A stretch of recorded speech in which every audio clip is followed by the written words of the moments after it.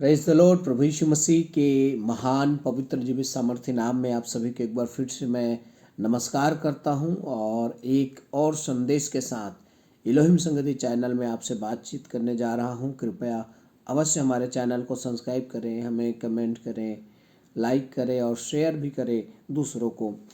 और जब भी आप सब्सक्राइब करते हैं तो बेल आइकन को ज़रूर दबाएं ताकि आपको हमारा नोटिफिकेशन सबसे पहले मिल सके।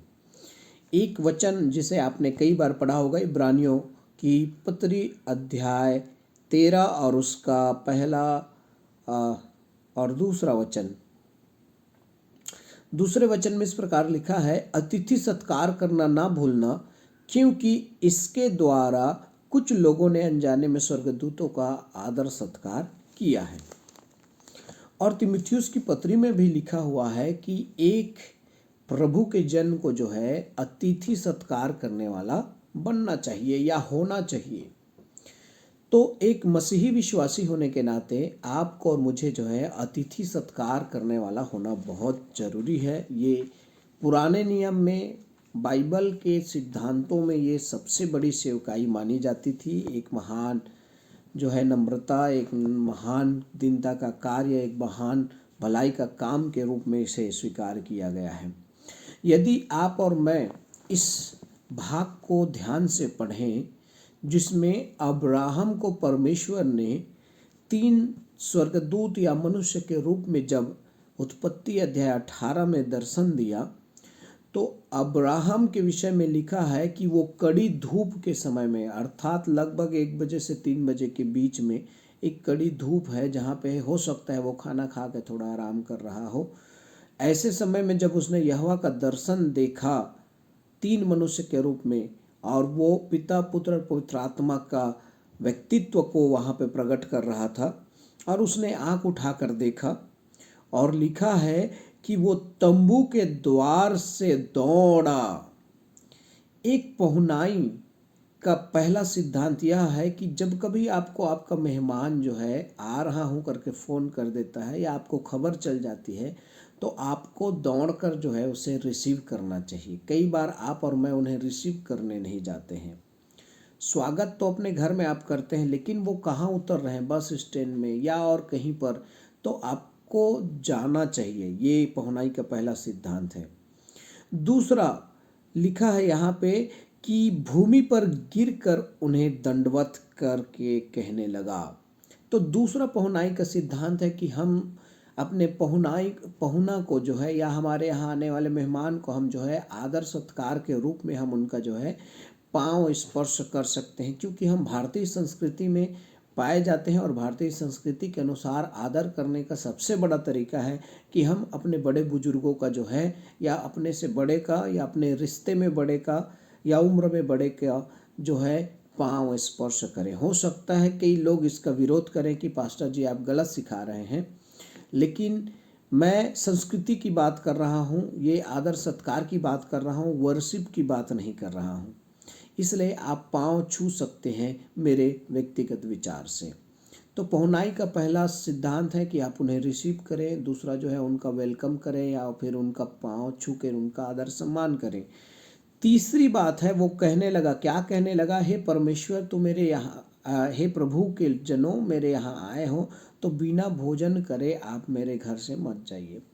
तीसरा पहुनाई का सिद्धांत है कि आप अपने यहाँ कोई भी मेहमान, चाहे वो कोई भी समय क्यों ना आया हो, देखिए आपके यहाँ और मेरे यहाँ अगर दोपहर के टाइम में जब हम खाना खा के आराम कर रहे हो, ऐसे समय में कोई मेहमान आए तो हम शायद हिचकिचा जाए, लेकिन अब्राहम इतने 100 वर्ष का उम्र होकर दौड़ा, उन्हें स्वागत किया, प्रणाम किया, और जो है उनके लिए भोजन के लिए वो जो है तैयारी कर रहा है। तो ये बहुत ही अच्छी आदत है कि आप भी अपने घर में कोई मेहमान आ जाए तो उसे खाली हाथ ना भेजें और उसे खाली पेट ना भेजें। ये आपके सबसे बड़े मसीही विश्वासी होने का कर्तव्य है।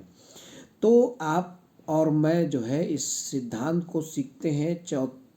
पहला तो रिसीव करना है, दूसरा उन्हें जो है प्रणाम करना है, तीसरा उन्हें भोजन के लिए मनाना है और भोजन तैयार करना है। भोजन तैयारी में एक और चीज़ को ध्यान देना है। यहाँ पर जो है अब्राहम ने जो है अपनी पत्नी के पास दौड़ कर जाकर कहा था कि तू जो है 3 सवा मैदा गूँथ ले, और वो जो है भेड़ बकरियों के झुंड में दौड़कर जो है उसने वहाँ पर जाकर जो है एक कोमल जो है या एक जवान जो है बकरा वहाँ पे काटा। तो प्रियो यहाँ पे उसने जो पहुनाई का भोजन बनाया 3 व्यक्ति के लिए 3 सया। अगर अलग अलग बाइबल में आप देखेंगे तो एक बाइबल के अनुवाद के अनुसार जो है इसे 8.5 लीटर वाला एक ऐसा नपुआ माना जाता है। तो 3 सहा मतलब 8.5 के हिसाब से आप जोड़ लीजिए। BSI बाइबल इसे अंग्रेजी में ट्रांसलेट करता है तो ये 10 लीटर के करीब है, 10.5 लीटर के करीब, या 10.5 किलो के करीब है। कुछ और सिद्धांत में या दूसरे अनुवादों में ये भी बताया गया है कि ये 22 लीटर का एक नपुआ बनता है जब 3 सहा बोलते हैं। तो सोच लीजिए कम से कम 10 किलो आटा का बनाया होगा। 3 व्यक्ति आए हैं, 10 किलो आटा बन रहा है। 3 व्यक्ति आए हैं, एक पूरा बछड़ा काटा जा रहा है। आपको और मुझे सीखना पड़ेगा कि हम भरपूरी से खाना बनाएं। अब जब आपके यहाँ कोई मेहमान आता है तो जो है 1 किलो चावल हो जाएगा, ये नहीं, आप प्रयास कीजिए आप थोड़ा सा उस दिन एक्स्ट्रा बनाएं ताकि किसी को कमी घटी ना हो जाए। अगर आपके मेहमान को खाना पसंद आ गया और आपने सब्जी दिया और सब्जी कम पड़ गया और खाना बचा है, उसके चावल बचा है उसके प्लेट में, और अगर वो कह दे कि थोड़ा सा और सब्जी डाल देंगे क्या, मिलेगा क्या, तो सोच लीजिए ये आपके और मेरे लिए शर्मिंदगी की बात हो जाएगी। इसलिए आप उस दिन एक्स्ट्रा खाना बनाएं। तो ये है खाना खाने के लिए उन्हें हमें क्या करना चाहिए, मना लेना चाहिए। चौथी बात, पहुनाई की तैयारी जो है पति पत्नी दोनों मिलकर करना चाहिए। ये बहुत ज़रूरी है। अब्राहम भी खाना बना रहा है और सारा भी खाना बना रहा है। आप ध्यान देंगे तो अब्राहम जो है उनके यहाँ दौड़ कर गया था।